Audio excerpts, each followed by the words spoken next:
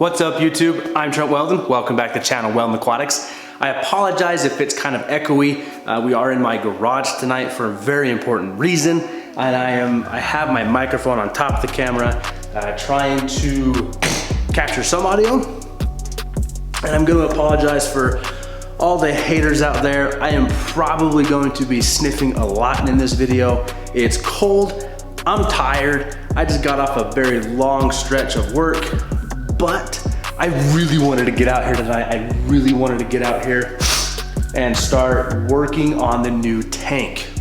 If you remember, well, I really can't say if you remember. If you follow me on Instagram, I've become more active on there. And it's kind of funny, you can track like what I'm doing in my fish room by Instagram because that's the time I have to post. But I shared up a picture, even on, I think on the community tab of the YouTube channel, of the new 90-gallon cube that I picked up. This thing is filthy. It is absolutely 100% the most disgusting tank that I have ever picked up used. So this is I buy a lot of tanks used, secondhand, and this is by far like the filthiest one I've ever picked up. Now, underneath all of this, I do believe there's that diamond in the rough. Overall, the tank is in excellent condition. It just needs a lot of love. A little bit of TLC and we're gonna make this thing shine. So what I wanted to do tonight, you gotta get started on this. I wanted to get the process of cleaning this up. Go through how I'm gonna do it, what I'm gonna use, some new tools. I think you're gonna see some things in this video that I'm hoping like new fish keepers be like, that's a fantastic tool to have in my arsenal of things to do. And when I first got this tank, and I sent a picture off to Guppy Guru and Michael with Bay Area Aquatics, you know, Michael and Peter, I sent them a video or a picture, and one of them asked me if the back of this tank was painted. The entire back of this tank is caked in algae. So the previous owner ran this as a saltwater aquarium.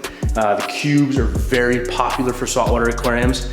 So it's filthy. Now, pro tip, if you're picking up a used tank and it's dirty, don't get your wife's car dirty.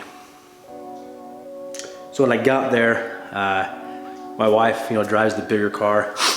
We got the kid, and there was still a little bit of water sloshing around in this. Like the dude I bought it from had just taken it down like the day before.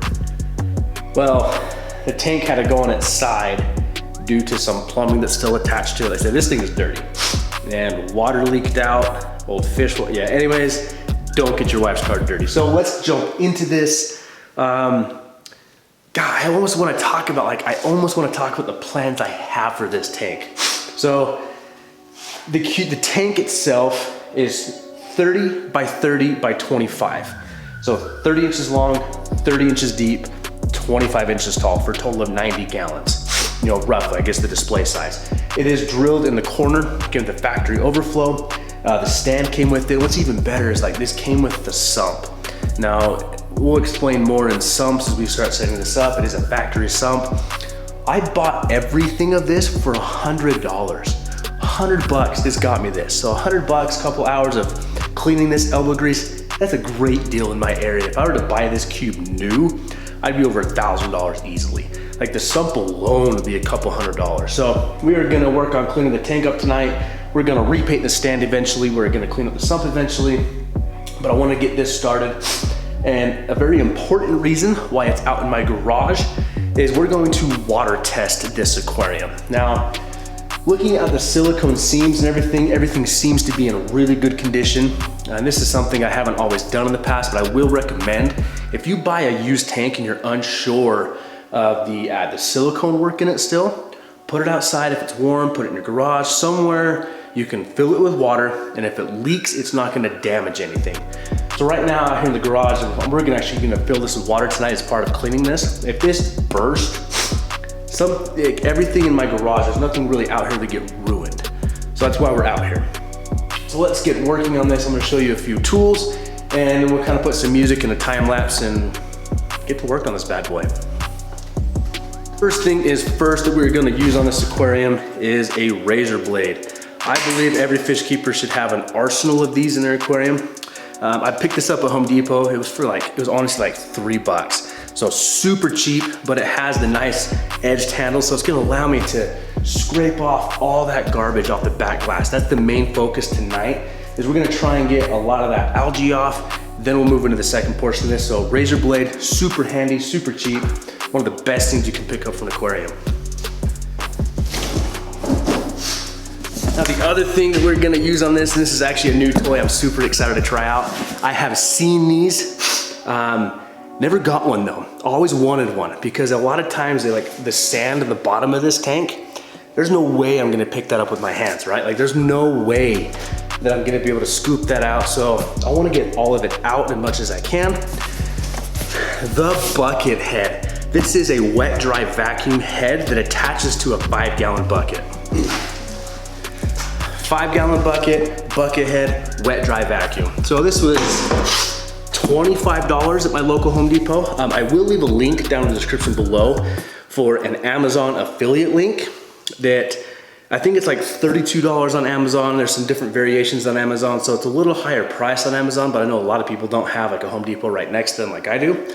This was 25 bucks at my local Home Depot. You know, the bucket, a couple bucks. So for like 30 bucks, I got a great wet dry vacuum that I really don't care. Well, I care about, but if this gets super dirty, I'm good with that. Like I have another shop vac, but I like to use that in other applications. So this one's going to be specifically aquarium use only.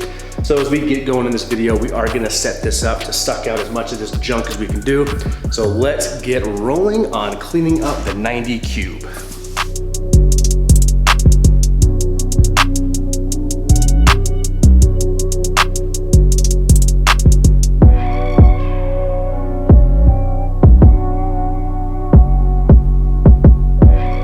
So as you can see, using a razor blade, it makes it so much easier to scrape off all of this junk.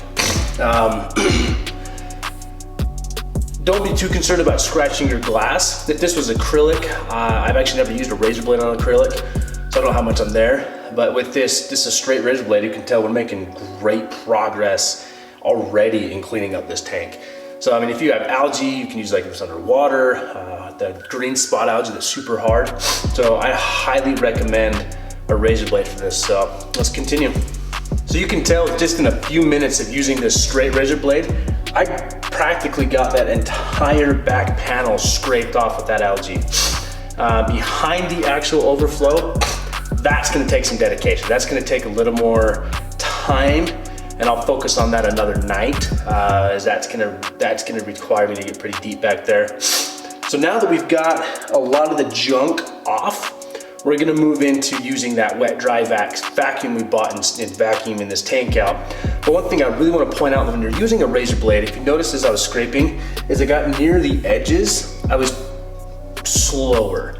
You don't wanna ruin your silicone doing this. That's also one thing, we're gonna water test this to test the silicone, but you gotta be careful as you are using a razor blade to scrape stuff off, is make sure you're not gonna really tear into your silicone. So let's move to the next portion and just keep getting this thing cleaned up. So this is the bucket head vacuum part. It does come with a dust bag if you want to use this to collect finer particles. Since I'm going to be vacuuming out quite a big chunks, I think I'm going to take this off. I really want most everything just to go right down to the bucket. Your buckets can be your trash collector. And it seriously looks like this just snaps right on. But I mean, that's it. There it is. Wet dry vacuum, ready to go. So we're gonna get the hoses hooked up. This is capable of doing both, the vacuuming, the suction, and a blower as well. So let's get this thing rolling and clean out that tank some more.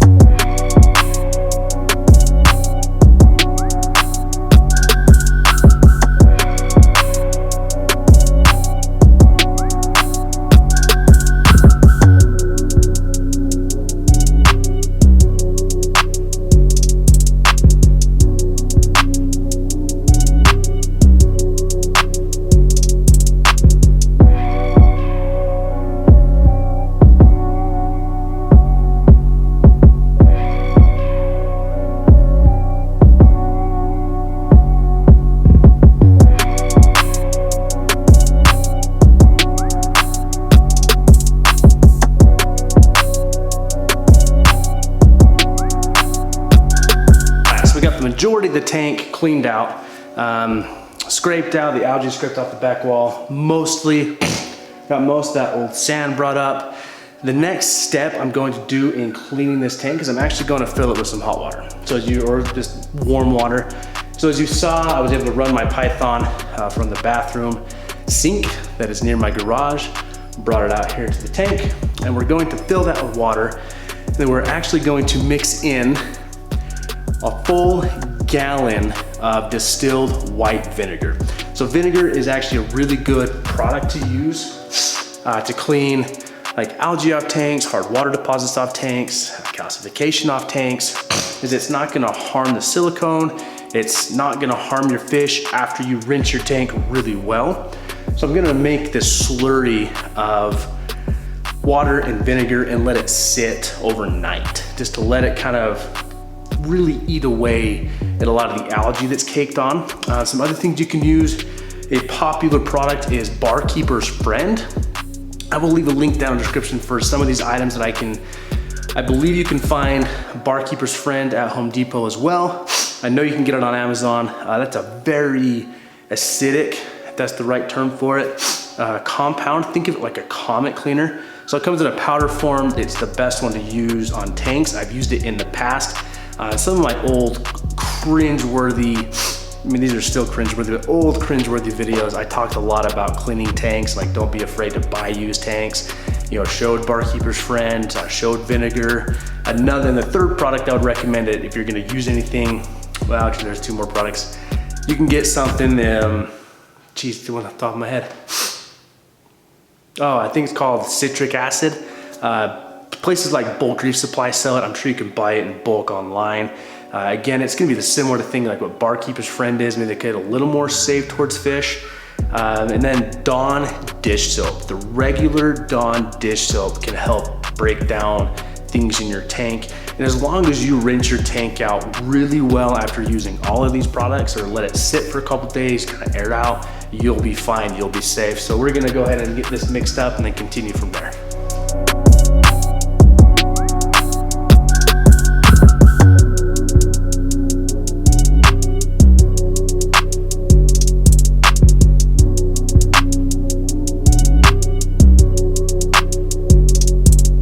Thank you so much for joining me. This is gonna be a fun adventure, so maybe in a little longer of a video, but I really wanted to capture, what I could in showing you how to clean a tank, as I feel so many people, well, let me put it this way. I was talking to Peter with Guppy Guru, and he made a comment, and so me, Peter, and Michael, man, we're brainstorming constantly all day long. But he made a comment that he is making videos that he was looking for when he was beginning his hobby. That's what I wanted this video to be. Yeah, I rambled, yeah, I showed some things, and I talked the plans for this tank and how excited I am for this tank, and it's gonna be a series, but I really wanted to get into this, that with a razor blade, some white vinegar, you can truly clean up any tank to make it just shine. So it's gonna be a process, right? I mean, I still got a lot to do, so we're gonna finish filling the tank up, let it sit overnight, and then we'll continue cleaning this up, and we'll take some before and after pictures and everything else. If you were interested to see where I go with this tank, hit the subscribe button, hit the like button, hit the dislike button. I'm done, I'm tired, we're gonna fill this up. We'll see you guys in the next one.